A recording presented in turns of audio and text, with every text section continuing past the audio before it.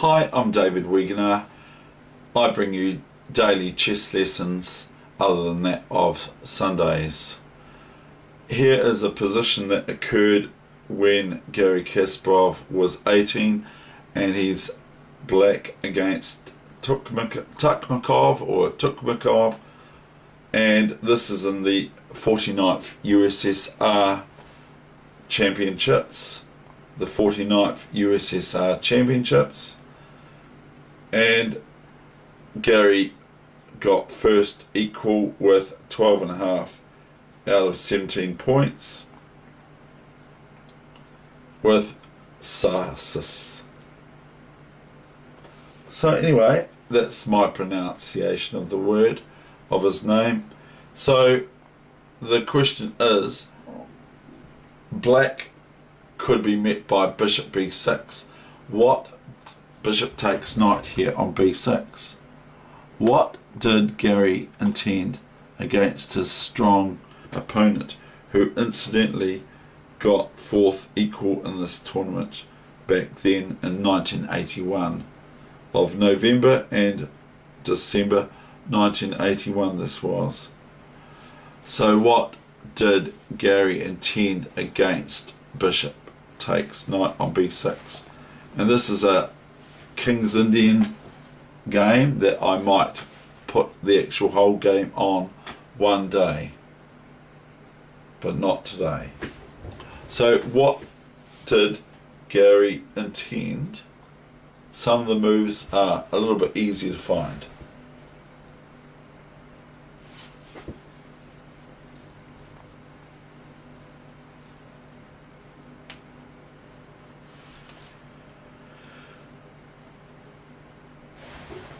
He intended, so I hope you have had opportunity to look at it. So I'm going to show you what Garry intended after bishop b6 against the strong grandmaster that he was playing. Bishop b6, queen g4 threatens the obvious, queen g2, checkmate. Okay, now black could be met by rook g5, protecting the pawn indirectly on g2, but that would merely be taken with the pawn, not the queen. It could be taken by the queen too, because if queen takes queen, then rook to e1 is checkmate. But that's not how best for white to defend their kingside. They go queen f1, Garry gives, and now comes the move rook e1, new variation. Now I'm going to try and play the best moves that I can find. Rook e1, this is a new variation, and now if the rook is taken by the queen, then it's simply queen takes g2, checkmate. Okay, so that's pretty simple.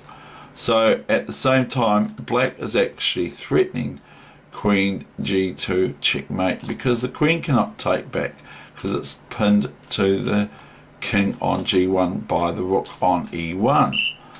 So the one reply would be f3, and then white is having to defend the renewed threat of bishop f3, which threatens again queen g2, checkmate. You see, because the queen can't take the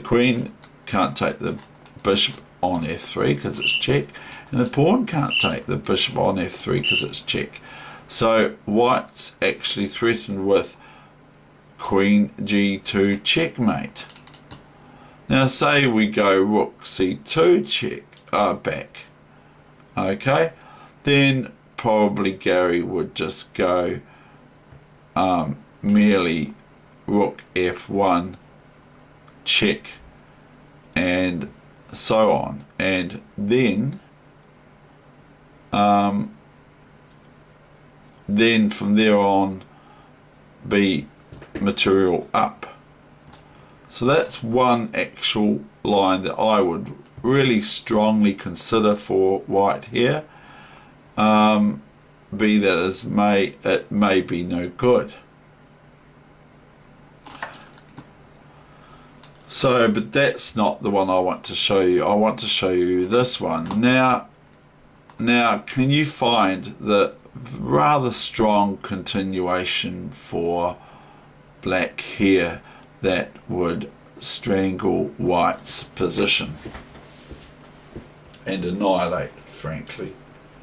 Because this is what's good about Garry Kasparov's play, is he's sort of right smack direct and no indirectness really.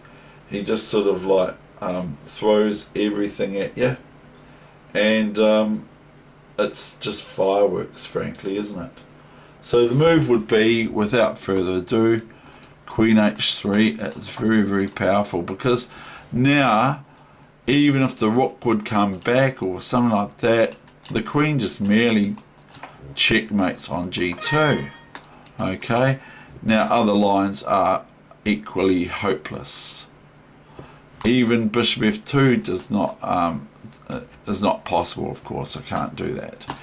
So here's the queen is attacked twice by the queen on H3 and the rook on E1, and the queen cannot depart from the back rank because it's checked with the rook. So really, in all intensive purposes, the only best reply other than running the king, which is not going to be good because it's rather futile, pending black's move, which the best is Queen F1 checkmate. So that's quite instructive, this wee little position.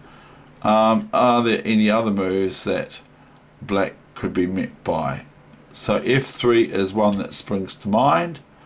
So here we're threatening Queen G2 checkmate, almost regardless of what white plays, other than futile moves like Rook G5. They're just going to defend a little bit. Let's just do that for fun, okay? And then we're not going there, computer. We'll just go Queen G5 and then the F3. Well, that's possibly a line that would help white. Here we can do this. Why not? We might as well. Bishop takes, pawn. We're just playing silly, really, aren't we? But it moved the queen off from the square from going to H3. Now Queen F3 again is impossible for white to play, and GF3 is impossible for white to play, and Queen E1 is impossible for white to play. So they would probably have to play G3 in this case too.